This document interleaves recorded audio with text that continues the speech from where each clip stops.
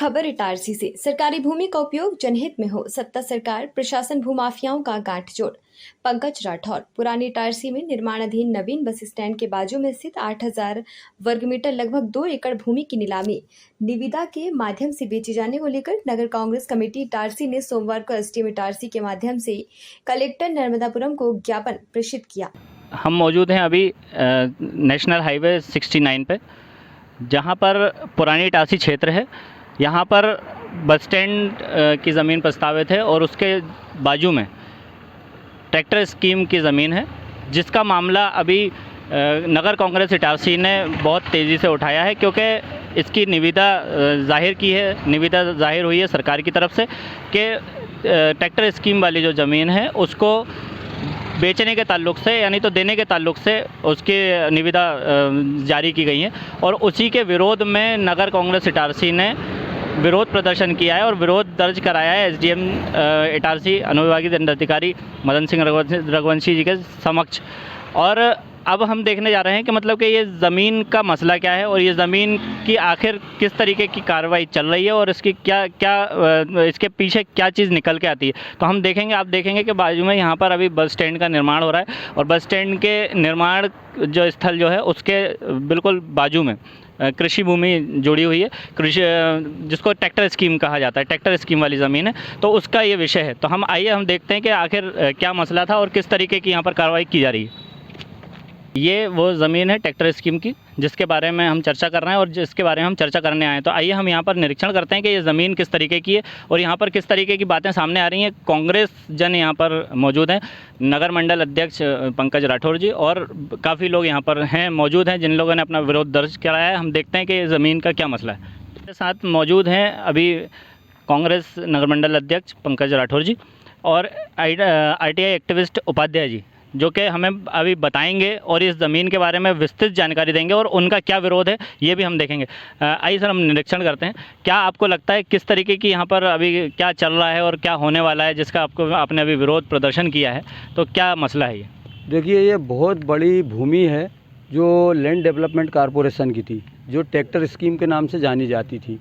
इसमें ये जो इस तरफ का हिस्सा आप देख रहे हैं, इसको जो है उसमें प्रस्तावित बस स्टैंड है जिसमें निर्माण कार्य अभी चल रहा है। बाकी का जो हिस्सा है उसको अब मध्य प्रदेश सरकार ने, भारत सरकार ने सरकारी ज़मीन को बेचने के लिए, पैसा कमाने के लिए, बंदरबाट करने के लिए एक नया शगुफा छेड़ के रखा है। अब इन लोगों ने क्या किया है कि एक मध्य प्रदेश में एक विभाग है, लोक परिसंपदा विभाग, प्रबंधन विभाग।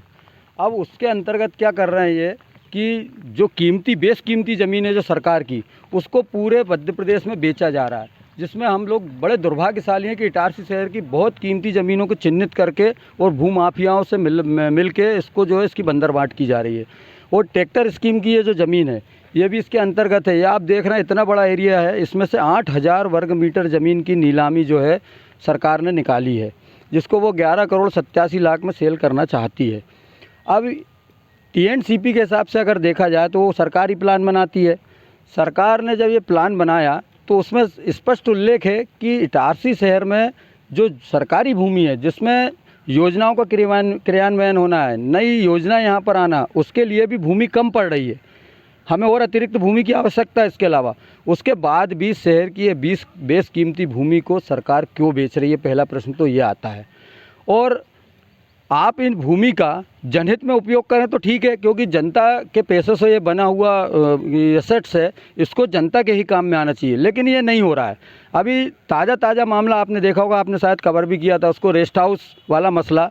इतनी बेशकीमती भूमि जो शहर में ज़मीन की कमी है और ज़मीन को जो है जनहित में उपयोग में आना था, व्यवसायिक कॉम्प्लेक्स बनना था, खेल मैदान बनना था, त्योहारी बाज़ार लगना था, लेकिन उन सब चीज़ों को अलग हटाकर उन्होंने भूमाफियाओं के हाथों में कौड़ी के दामों में उस ज़मीन को बेच दिया गया। बस उसी तरीके से ये जो है शहर की ये भूमि को भी है इसी तरीके से बेचना चाहते हैं। हम सब कांग्रेस जन, हमारे साथ कांग्रेस के लोग भी है, कुछ RTI एक्टिविस्ट भी है, जो जागरूक लोग हैं शहर के, वो जो इस शहर को बचाना चाहते हैं, जो इस शहर में अच्छी योजनाओं को लागू करना चाहते हैं, वो हम सब हमारे साथ हैं। हम आज विरोध स्वरूप आए थे, हमने SDM को, कलेक्टर महोदय के नाम इसको ज्ञापन भी दिया, मुख्य सचिव को भी हम लिख रहे हैं। इसके बाद भी ये आज के लिए हम आंदोलन बचाने के लिए निरंतर जारी रखेंगे, क्योंकि पुरानी इटारसी जो है ये पुरानी बसीगत है इस शहर की और इसका जो डेवलपमेंट है अभी अधूरा ही माने अपन। तो यहाँ पर जो है शहर के, जैसे अब तहसील ऑफिस बना, यहाँ SDM ऑफिस बना, ऐसी चीज़ें यहाँ पे अभी जो विधायक ने CM राइजिंग स्कूल के लिए जो बात की थी, तवा कॉलोनी की ज़मीन, अच्छी चीज़ों के लिए हम सहमत हैं। अब स्कूल बन रहा है बच्चों के पढ़ने के लिए, उसके लिए आप भूमि का उपयोग करो ना, बस उसके लिए हमारा समर्थन है सब लोगों का। लेकिन अगर ये भूमाफियाओं के हाथ बंदर बांट करके और पैसे कमाने के लिए भूमि बेची जाएगी तो हम इसका विरोध निरंतर करते रहेंगे और करेंगे। आप अभी जिसका निरीक्षण करेंगे, हमारे उपाध्याय जी भी आपको पूरी बात बताएंगे, उसमें आप निरीक्षण करेंगे तो उसमें कितने हरे भरे, ऐसे ही रेस्ट हाउस में पूरे हरे भरे पेड़ थे, लेकिन बिना परमिशन के उसको काट दिया गया। SDM कौन परमिशन देता है? PWD की ज़मीन पर सड़क बना दी गई। CMO कहती है कि हमने नहीं बनाई सड़क, PWD कहता है हमने सड़क नहीं बनाई। वो वास्तविकता ये है कि हमने लेटर भी उसके जारी किए हैं कि मुख्य नगर पालिका अधिकारी और प्रशासक महोदय ने कार्यपालन यंत्री को बाकायदा लिखित लेटर दिया हुआ है उस ज़मीन पर सड़क चौड़ीकरण के लिए। और जिस अधिकारी को पावर नहीं है, जिसकी शक्तियाँ नहीं है, जिनको अधिकार नहीं है, उस अधिकारी ने 17 तारीख को इन्होंने लेटर दिया और 19 तारीख को उसको परमिट भी कर दिया, परमिशन दे दी। जिसका भी अधीक्षण यंत्री आए थे, आप लोगों ने सबने उसको कवर किया था कि अधीक्षण यंत्री ने स्पष्ट रूप से कहा है कि इस भूमि को देने का अधिकार कार्यपालन यंत्री को है ही नहीं। तो इसका मतलब आप समझ गलत हो रहा है। बिल्कुल। MPB में वहाँ पे एक DP लगी हुई थी, बड़ी वायर शिफ्ट होना था। आज तक कोई ये नहीं बता पा रहा है कि ये DP हटवाई किसने। नगर पालिका बोलता हमने नहीं हटाई, PWD कहती हमने नहीं हटवाई, इसका पैसा किसने जमा किया, ये सब बड़ी जांच का विषय है। और ये करोड़ों रुपए की ज़मीन है वो।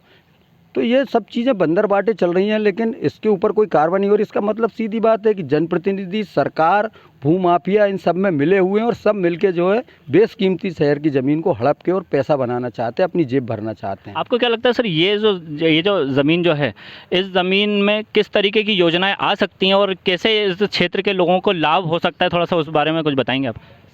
इसमें टाउन एंड कंट्री प्लानिंग के हिसाब से भी निर्धारित किया गया है कि हमारे शहर के लिए, इटारसी शहर के लिए क्या क्या ज़मीन की किस मंशा से आवश्यकता है। उसमें जैसे कि ट्रांसपोर्ट नगर बसाना है, विभिन्न मार्केट बसाना है, हमारे यातायात जो शहर के अंदर जो दबाव है उसको बाहर कम करने के लिए बाहर क्षेत्र में, तो हमारे ही नगर परिषद परिक्षेत्र में ये ज़मीन उपलब्ध है। यहाँ पे वो योजनाएं लागू करे सरकार, तो सरकार को उससे लाभ भी मिले, जनता को भी लाभ मिले और सरकार को पैसा भी मिले, एक मंशा का ही हल हो।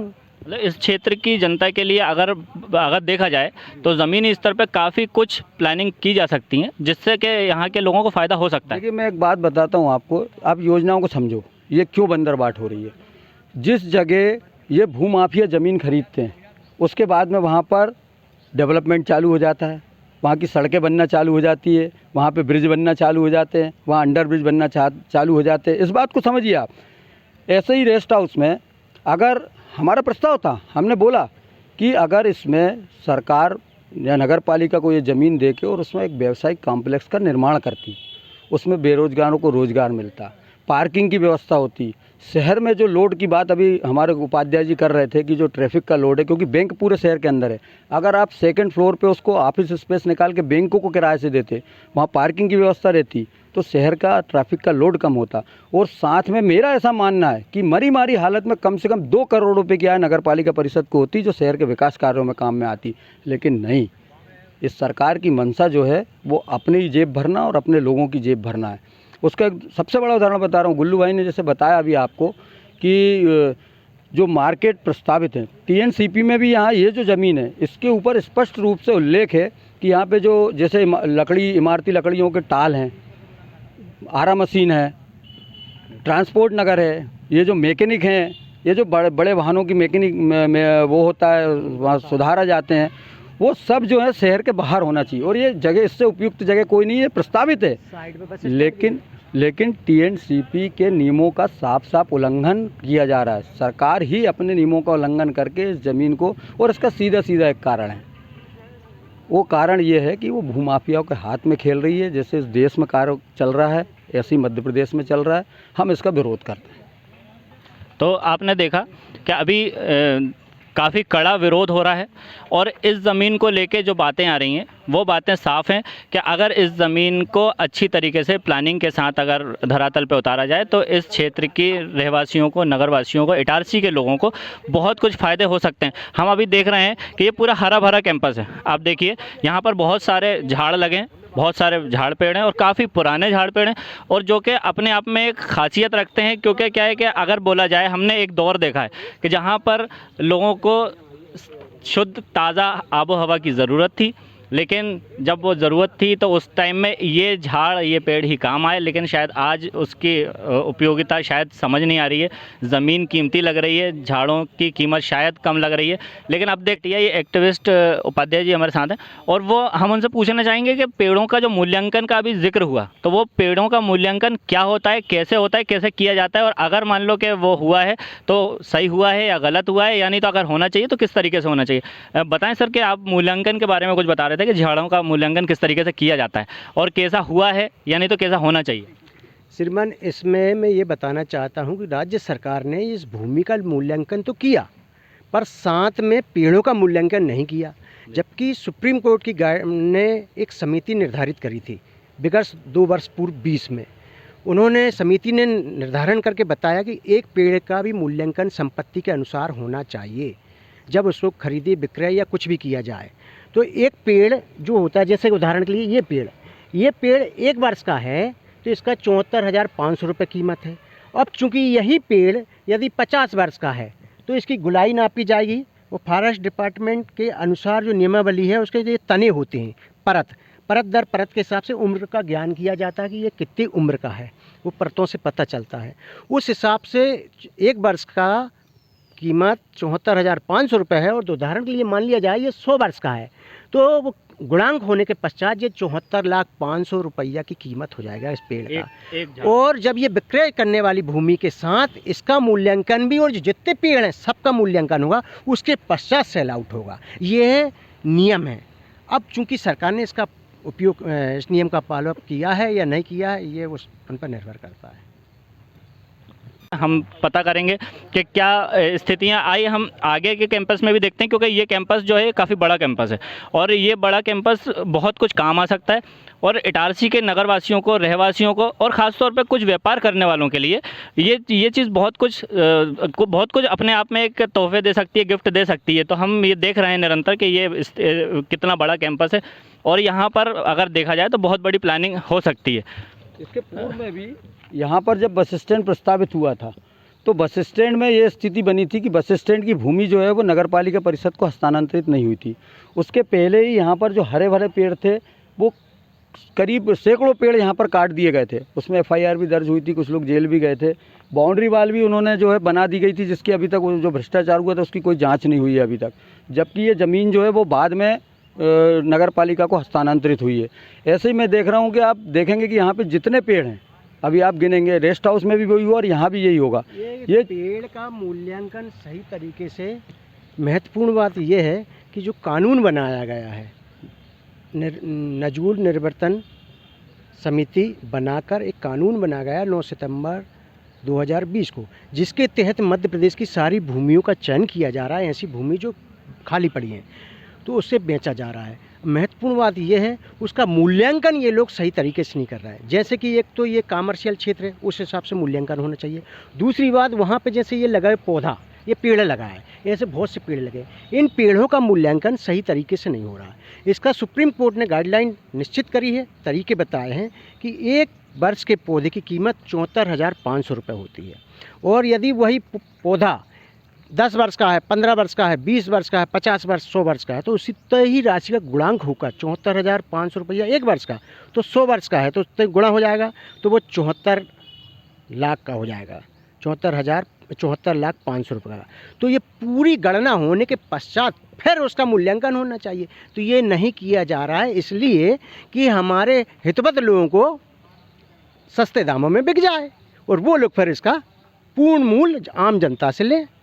तो आप देख रहे हैं कि ये विरोध प्रदर्शन कांग्रेस ने किया है और ये मुद्दा कांग्रेस ने उठाया है। अब देखते हैं हम कि यहाँ पर किस तरीके की स्थितियाँ आती हैं और सरकार इस पे किस तरीके की अपनी प्रतिक्रिया देती है और सरकार के नुमाइंदे इसके ऊपर किस तरीके की प्रतिक्रिया देते हैं। हम निरंतर नज़र बनाए हुए हैं, हम निरंतर इन बातों को उठा के और आम जनता तक, आम नागरिकों तक पहुंचाते रहेंगे और सरकार के नुमाइंदों, सरकार के जनप्रतिनिधियों तक ये चीज़ पहुंचाई जाएगी कि अगर इसमें कोई संशोधन हो सकता है तो उसको ज़रूर करें, क्योंकि ये कीमती चीज़ है। अपने शहर, अपने प्रदेश की ताज़ा खबरों के लिए लाइक करें, शेयर करें, सब्सक्राइब करें और हाँ, बेल आइकन दबाना ना भूलें, क्योंकि खबर हमारी, फैसला जनतंत्र का।